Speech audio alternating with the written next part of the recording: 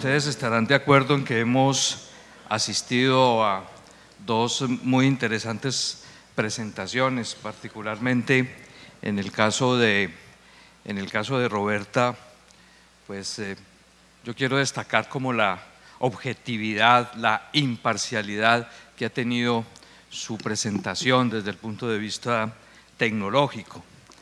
Esa idea que a veces se pierde de que el cambio climático realmente va a afectar todas las actividades de la cadena y todas las fuentes de generación. No hay quien se salve. Esto es una cosa que tenemos que trabajar conjuntamente. Pero quizás la idea más poderosa que me parece de la presentación de Roberta es esa idea de que el clima es la solución para el clima, que en la variabilidad que introduce el cambio climático del clima podemos encontrar la adaptación al cambio climático. Y yo creo que es algo que debemos pensar desde la definición de las políticas. Quizás nos quedamos a veces en discusiones sobre las tecnologías que pierden este foco que nos comenta Roberta y que me parece muy importante. La complementariedad es una forma de adaptación al cambio climático y que nos va a permitir planear en el largo plazo para cubrir la nueva demanda y también cómo podemos ejecutar en una forma más eficiente la operación del día a día y tener la capacidad de responder a los eventos extremos que van a seguir pasándonos. Pero todo tiene que obtenerse a través de lo que Roberta llama los servicios climáticos, y es recoger la información y analizarla conjuntamente entre los científicos del clima y las industrias, las distintas industrias. Eso es un resumen de la presentación de Roberta, que realmente pues a mí me parece muy objetiva, no entra en la discusión, sino todo lo contrario. La hidroelectricidad sí es renovable, menos mal volvimos a encontrar ese concepto y no nos vamos a ir sin que eso vuelva a ser verdad. Y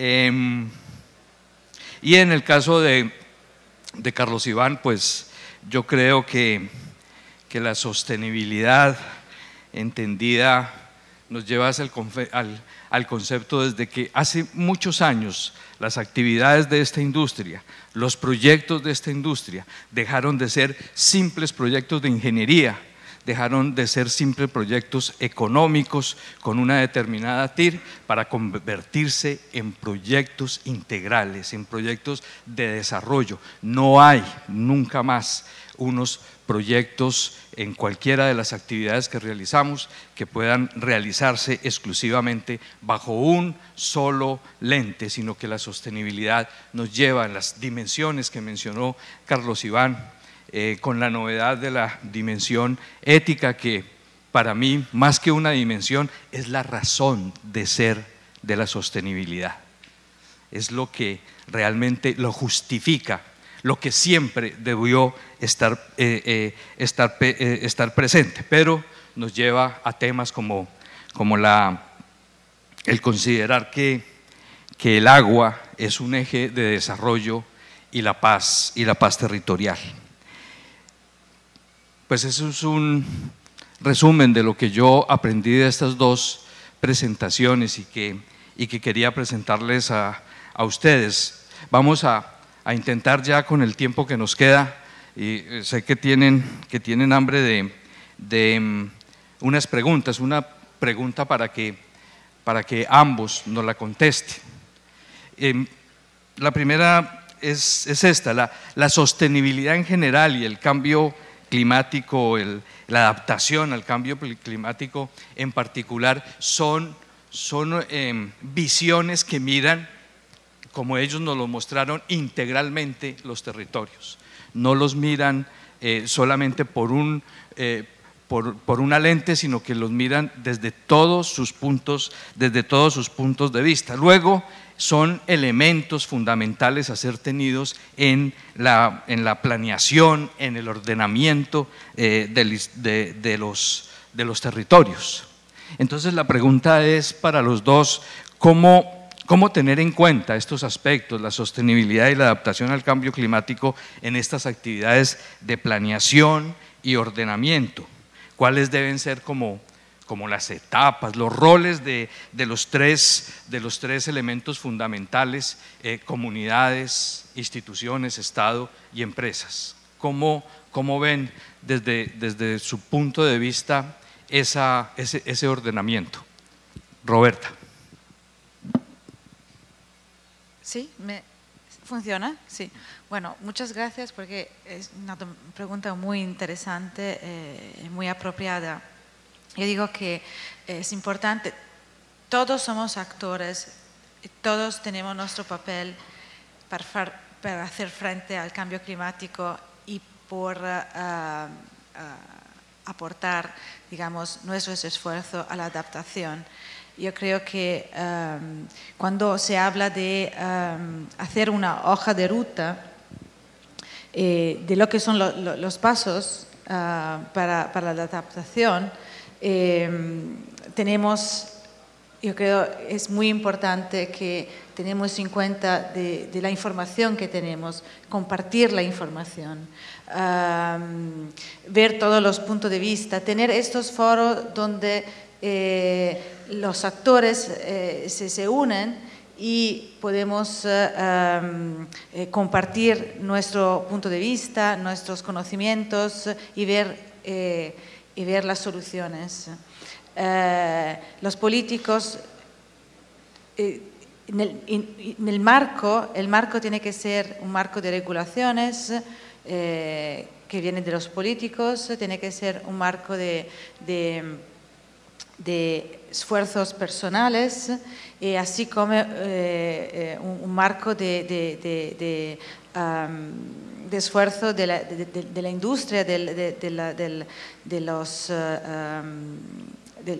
la economía, de los actores económicos y financieros. Entonces, yo creo que hay muchos conocimientos que se comparte poco, creo, y es muy importante planificar esta hoja de ruta juntos.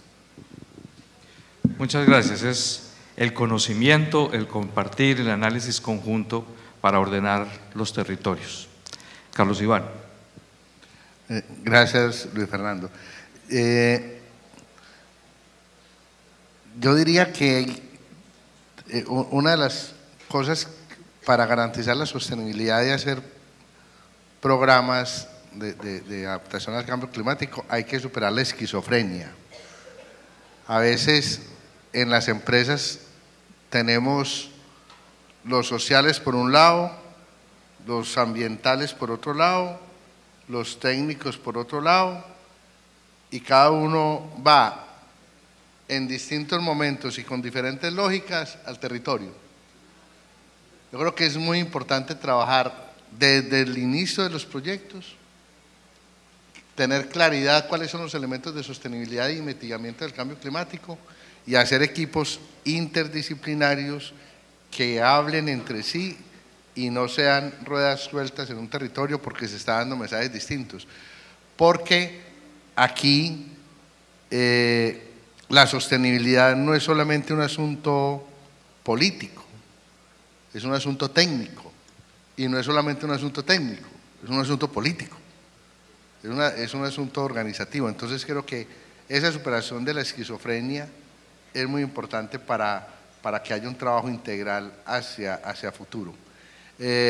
Lo otro, habría que clarificar los roles de cada una de las instituciones que menciona Luis Fernando en la pregunta, para ver misionalmente cada uno qué responsabilidad tiene y finalmente pensar en ese ciclo, alistamiento del proyecto, ejecución del mismo y mantenerse en el territorio. No es que se quede toda la infraestructura del proyecto ahí, pero hay una forma de quedarse distinto, porque las comunidades también sienten que se hacen los proyectos y se va la empresa. Entonces habría que pensar en una estrategia en el alistamiento, desde el inicio pensar en esos temas y plantearlo en los 3 momentos, pues yo sé que habrán más, pero alistamiento, ejecución y en el mantenimiento, en el sostenimiento final de la empresa, mantener el mismo lenguaje. Muchas gracias. Yo a lo que han comentado agregaría que hay un tema que hemos perdido un poco, particularmente en Colombia, es como esa planeación inicial sobre los territorios, que es una labor fundamentalmente del Estado, de la evaluación de los recursos, su potencial, su dimensionamiento, y junto con las comunidades, sus vocaciones, sus sueños, tener una primera definición, y ahí sí invitar a los agentes económicos, a las empresas. El contacto temprano y sin un norte claro de las empresas y la comunidad solas traen muchos problemas, nos han traído muchos problemas. Creo que ahí hace falta recuperar esa función del Estado muy importante. Otra pregunta es en el año 2012, hubo en Kioto la Declaración Mundial sobre el almacenamiento de agua. Parte de esa declaración dice lo siguiente: gestionar el agua de manera sustentable es el mayor desafío de este siglo. Requiere fortalecer los sistemas hídricos existentes y desarrollar nueva infraestructura de almacenamiento, incluyendo la optimización del uso del agua mediante la combinación de múltiples propósitos. ¿Qué opinión tienen ustedes al respecto de esta declaración? ¿Consideran que los proyectos multipropósito, los embalses multipropósito, en donde se puedan desarrollar generación de energía, control de inundaciones, mitigación de sequías, sistemas de riego, agua potable, navegación, servicios ambientales, turismo ecológico y comunitario, pesca, etcétera, sería una buena alternativa que contribuiría tanto a la adaptación del cambio climático como al concepto que estabas hablando, Carlos Iván, de paz territorial? Si quieres, empieza Carlos Iván. Pues ahí, muy rápidamente, se tendría que pensar en el tema multipropósito, plantear desde el inicio, que no sea una consecuencia posterior. Y no voy a entrar en detalle, pero conocemos 2 o 3 casos de complejidades porque desde el inicio no se planteó en esa lógica de multipropósito. Ahí igualmente hay que trabajar mucho el tema de innovación. Esa declaración es muy poderosa y el Papa, por ejemplo, en su encíclica Laudato Si, habla mucho del agua y nos hace recordar a los antioqueños en la época de Héctor Abad Gómez, cuando él fue uno de los que primero planteó la necesidad de tener agua potable y la relación íntima que tiene la ausencia de agua potable con temas de mortalidad y un problema de salud pública. Entonces, esa es una muy buena alternativa. Hay que pensarla desde antes de poner a funcionar los proyectos, que sea también concebidos y concertados con las comunidades, que sea adaptado al territorio esta propuesta, que sea en diálogo con los territorios, que se den acuerdos previos y que también tenga un elemento de flexibilidad, de seguimiento, en el cual, si las cosas no están funcionando, sea posible moverse para ajustar ese tipo de proyectos en los embalses. Entonces, pero termino diciendo que frente a la optimización del agua, con varias veces hay que desarrollar propuestas innovadoras, y eso causa también un asombro del bueno.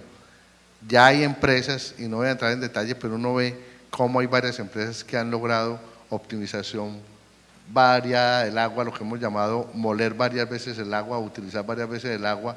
En esa lógica de moler el agua varias veces o de utilizarla en varios asuntos, es un asunto de innovación y eso es prueba de que somos muy inteligentes y había que utilizar la inteligencia para la sostenibilidad. Gracias, Roberta. Bueno, creo que tengo poco que añadir después de lo que ha dicho Carlos y también de su presentación. Como decir, el agua es muy importante y es un nexo entre muchísimas actividades y muchísimas las otras sectores económicos. Ahora mismo, antes se hacían proyectos de agricultura, de electricidad, de energía, así separados o de otros de salud. Pero ahora se mira a estos aspectos y un concepto de nexo donde el agua verdaderamente es siempre el eje central de este proyecto. Entonces, tener esta visión holística de lo que puede una intervención tipo hidroeléctrica puede aportar y hacer un estudio de feasibilidad de estos proyectos y ver cómo se puede y tener también un marco de gestión del agua en el futuro que permita de tener múltiples beneficios, yo creo que es lo que tenemos que hacer en el futuro. Sí, yo creo que a lo que han dicho yo agregaría que este tema del almacenamiento de agua es un tema importante. Colombia ha estado perdiendo capacidad de almacenamiento de agua cada vez en forma más rápida. Los embalses que antes eran vistos como un causante de los flujos, de la variación en los flujos del cambio natural, de los flujos de los ríos, ahora en el cambio climático es lo contrario, es la solución para tratar de volver a recuperar los flujos de los ríos como eran antes del impacto del cambio climático. Luego, creo que tener la forma más eficiente y económica de almacenar energía y almacenar agua es algo que debemos seguir insistiendo. Hay un tema que nos está afectando a todos ahora, que es muy claro, y es que hay causas nobles como el cambio climático, su adaptación, los derechos humanos, la sostenibilidad. Son las causas nobles que hoy están de moda, pero existen ahora personas que salen con esas banderas de las causas nobles y se convierten en opositores, oportunistas, intentando cazar réditos económicos, políticos y, lo más grave, ideológicos. Están utilizando el campo político, el campo social con las comunidades, el campo comunicacional en las redes y el campo jurídico. Creo que todas las empresas acá podemos contar todos los meses el número de tutelas, de acciones de grupo, de todo eso en lo que estamos diciendo. Es una actividad intencional, deliberada, estratégica para frenar todos estos proyectos en general de infraestructura y de desarrollo. Entonces, la pregunta para nuestros panelistas es: ¿qué creen ustedes que deberíamos hacer para desenmascarar estas personas que se enrollan en las banderas de las causas nobles y terminan oponiéndose a los proyectos de desarrollo y logran que hayan decisiones de las instituciones, de los políticos y aún de las comunidades en contra de estos desarrollos? Roberta. Bueno, yo no sé, creo que este tipo de agresiones a veces, ¿no? De información que son equivocadas, es difícil de desmascarar, como dices tú, y está claro que tener un diálogo abierto, hacer las cosas justificándolas con datos que son inconfutables verdaderamente, e intentar de destruir estas teorías que a veces son teorías falsas, ¿no? Y que desvían de lo que es verdaderamente el foco o el principal objetivo, es lo que tenemos que hacer. Es muy difícil, sobre todo porque esto lo vemos en todos los niveles, no solamente por lo que son temas ambientales, sino otros tipos de temas.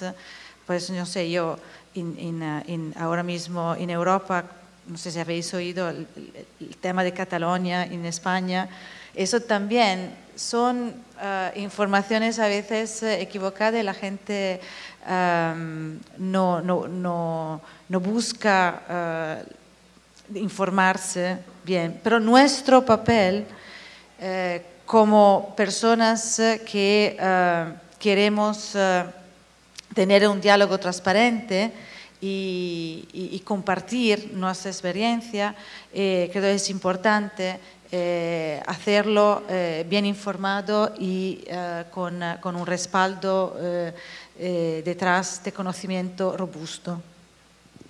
Muchas gracias, Carlos Iván. Sí, por la misma vía. Yo creo que hay que mantener una permanente información,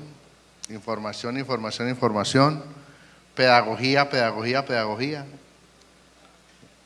No es una vez y que ya fui, ya socialicé, no. Una creación de ambientes de confianza y comunidades educadas y educadoras que sepan los alcances de los proyectos. Yo creo que eso es muy importante. El tema de contribuir al empoderamiento comunitario. Cada día es menos posible que la vocería la tomen otros por uno. Y hemos conocido ejercicios también de eso. Y ustedes lo han escuchado muchas veces, es que ellos no nos representan. Entonces, hacer trabajo de empoderamiento para que sean las propias comunidades las que planteen sus inquietudes y sus propuestas y sus dudas y sus dolores y sus preocupaciones, eso es totalmente válido. Entonces, trabajar sobre comunidades empoderadas. Lo que les planteaba ahorita, uno cree que es mejor trabajar comunidades sin poder, no, todo lo contrario. Con comunidades empoderadas se logra mucho más, se logran cosas más ciertas, más certeras. Aquí hay que hacer trabajos de construcción de confianza y aquí hay que hacer un trabajo también de un pacto sobre verdades, que entre todos nos digamos las verdades de lo que va a pasar, de parte y parte. Entonces, por ahí. Y finalmente, Luis Fernando, yo pienso que hay que hacer pedagogía con los tomadores de decisión. Y eso no es corrupción. Hacer un encuentro como estos o invitar al sector justicia no es prejuzgar. Vengan y entiendan cómo se dan los proyectos en un territorio, igual al sector político, al sector pedagógico. Entonces, yo creo que esos proyectos cada día requieren, para evitar lo que tú dices, de información, pedagogía e involucrar a todos los actores en el ejercicio de conocer. Si alguien conoce, puede tomar la misma decisión, pero lo hace de manera informada. Sí, yo creo que el primer paso que tenemos que dar las empresas es ser conscientes de que eso está sucediendo, de que hay una estrategia intencional, inteligente, de largo plazo y que está teniendo resultados. y lo que nos han recomendado de la transparencia, al abordar las comunidades, la creación de confianza, pero también cómo logramos que las autoridades sepan lo que nos viene pierna arriba. Roberta, yo creo que uno de los temas pues, más importantes de tu presentación, o dos aspectos en relación con la necesidad de investigar, de poder tener información, y en todos estos aspectos del clima, para poder disminuir la incertidumbre y poder tomar decisiones informadas, pero al mismo tiempo eso nos permitiría aprovechar la complementariedad en el caso de la industria de la energía, entre las diferentes fuentes, y aún la complementariedad hidrológica en diferentes regiones, en fin, que en esos dos aspectos de poder reducir la incertidumbre y aprovechar la complementariedad de las fuentes, ¿qué recomendaciones concretas para nosotros, para Colombia, cómo hacemos para avanzar como en una forma más eficaz en esa dirección que tú planteas? Pues yo justamente estaba hablando con algunos expertos en energía y también en clima. La último gráfico que mostré de la complementariedad entre el agua, digamos, y el viento, que entonces es un gráfico que demuestra cómo complementariedad ayuda a la adaptación y a reducir el riesgo y contribuye a la seguridad energética. Es un mapa que se ha hecho con datos de gremios, datos del IDEAM, de gremios. La persona encargada de hacer esto, que quería hacer este gráfico, preguntó datos a las empresas que no se lo han dado. Y entonces esto es un aspecto, yo creo importante sería intentar compartir datos que nos ayuda a ver cómo el sistema está funcionando y tener más información disponible. Lo otro es, vamos a hacer este tipo de observaciones, cogemos esas observaciones, estos datos, tiene que ser homogéneo. Tenemos que tener un protocolo común, yo creo, de cómo se hacen estas observaciones, porque necesitamos hacer mapas, necesitamos tener análisis, necesitamos asimilar esta información en los modelos para el futuro, para previsiones estacionales, subestacionales. Esto sería importante. Necesitamos ponerse juntos y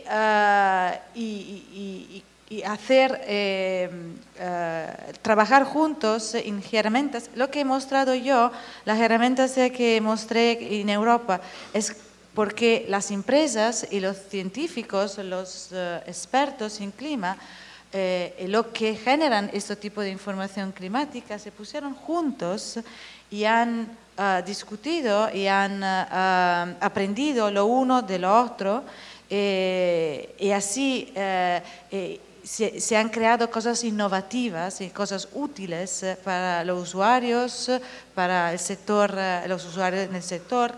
Entonces, creo que como resumen, creo que tenemos que interaccionar más,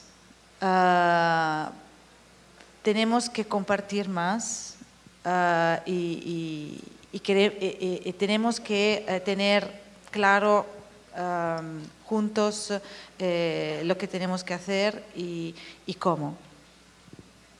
Muchas gracias. Voy a hacerle una última pregunta a Carlos Iván para que tengamos tiempo de, si ustedes quieren hacerles preguntas, dediquemos los últimos los últimos minutos de esa forma.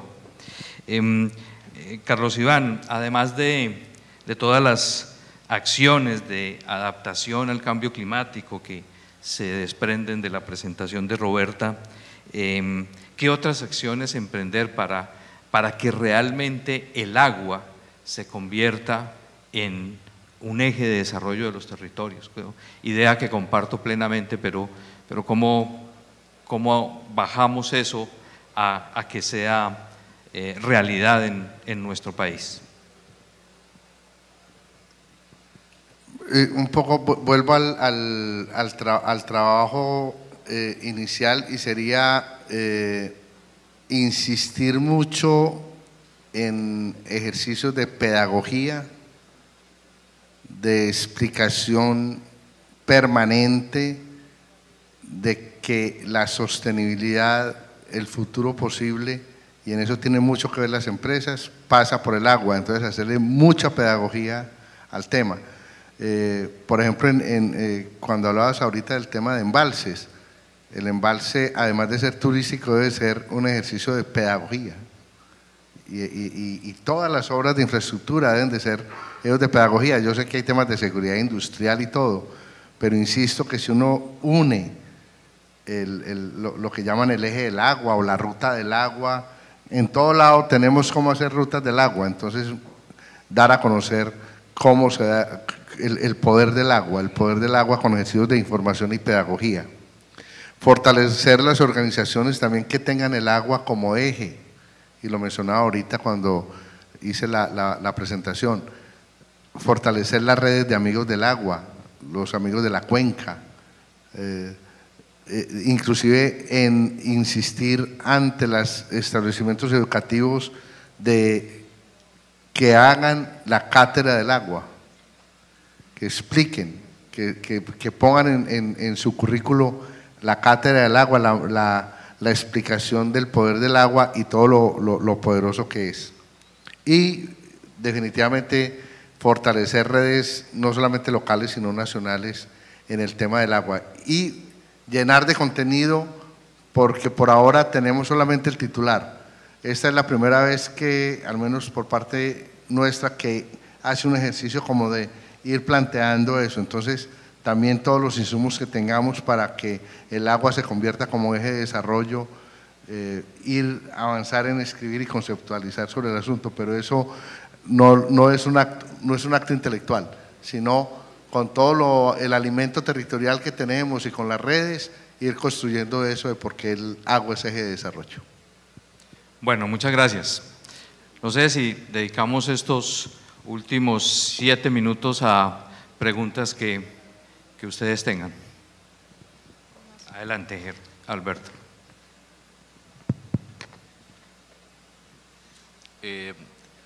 Muchas gracias, porque se han sacado unas conclusiones muy interesantes, pero hay un tema concreto en este país en los últimos meses, Fernando, y es el tema del freno que se ha dado al desarrollo de unos proyectos hidroeléctricos por el tema de la negación de las licencias.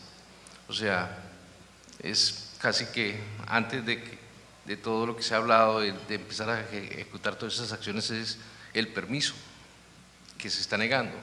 Entonces eso está frenando todo lo bueno que podamos hacer, toda la pedagogía, las comunidades y todo, porque hay algo antes que está prohibiendo, está negando el desarrollo de esos proyectos hidroeléctricos y el ejecutar esas acciones que se están discutiendo ahorita, ¿no?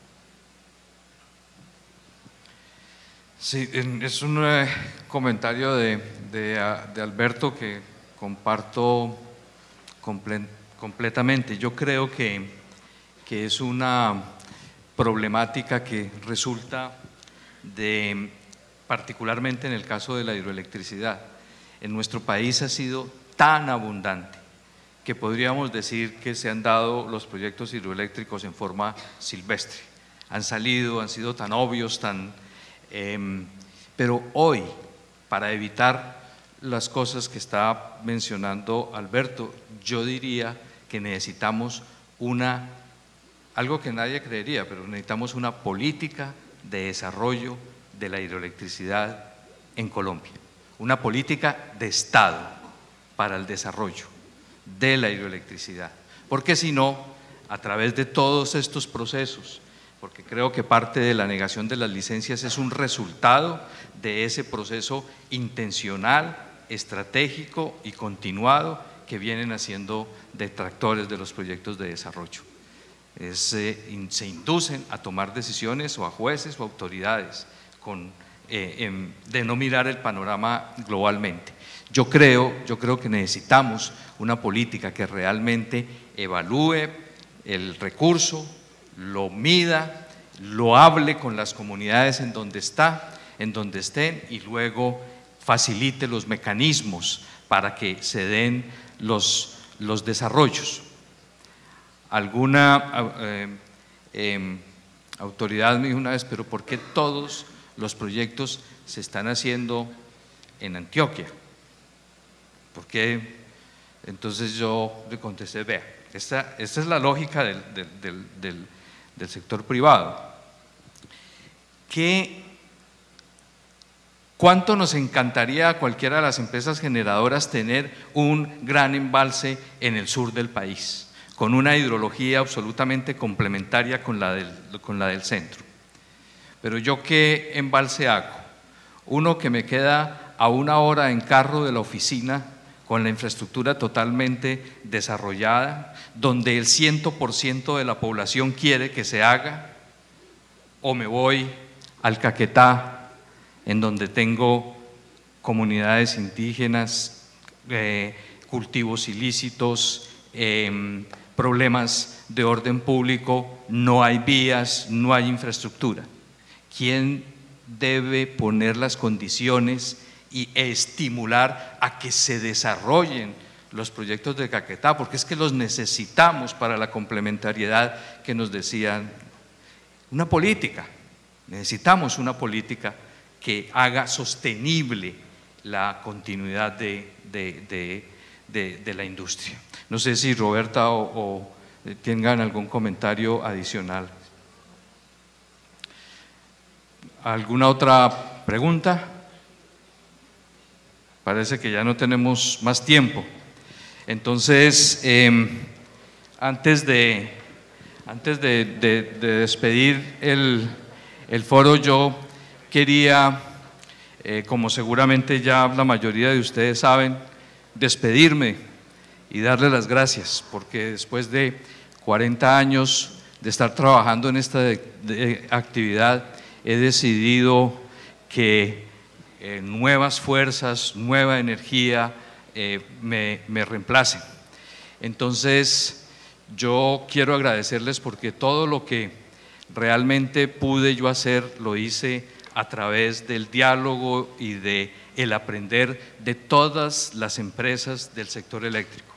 El sector eléctrico es, yo diría que la industria que más ha trabajado por la sostenibilidad, por el ambiente. Nunca se olviden que las ideas del Ministerio de Ambiente, de que existiera ese sector ambiental, nacieron en el trabajo de los profesionales ambientales y sociales del sector eléctrico. Y yo lo único que creo y les pido es que ustedes sigan con la conciencia de que la influencia, el poder, la capacidad de influencia positiva y de crear bienestar para el país que tiene esta industria es quizás de las mayores, y que ese sea el norte. Muchas gracias por todo, discúlpenme los problemas que pude haberle causado a muchos de ustedes y de verdad que me voy agradecido con todos y cada uno de ustedes. Un aplauso para nuestros panelistas. Muchas gracias. Muchísimas gracias a nuestro moderador, el señor Rico.